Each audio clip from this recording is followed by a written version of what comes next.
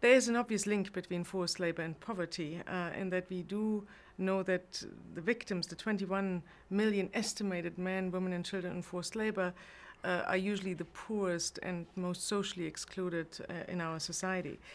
But of course, not all poor people are in forced labor, so we have to understand why certain people are more at risk than others. And what we've seen in much of our research is that households that are particularly vulnerable to sudden income shocks, that are not part of the social protection schemes, they are particularly at risk.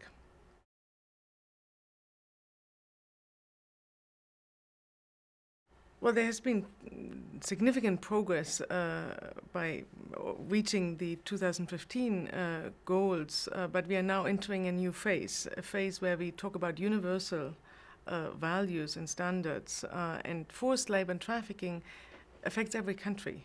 Even industrialized countries are not immune to it. So now we have to make sure we link the problem of trafficking and forced labor to what we call the decent work agenda. Because people everywhere need jobs, and we need to make sure that these jobs are decent and that there are no risks of forced labor, no matter where you work, whether it's low-skilled or high-skilled labor, whether it's in your own country or whether it's in another country.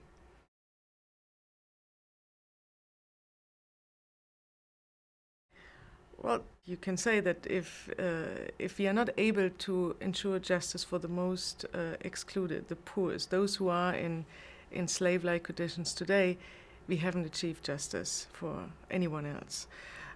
So we need to make sure that those populations at risk are really part of the new development agenda. And fortunately, in the draft discussions, the targets and indicators that member states are discussing here in New York, the issue of forced labor and modern slavery is squarely on their radar. So we have now a level of political awareness and attention paid to this issue, which hopefully will make us achieve progress over the next years.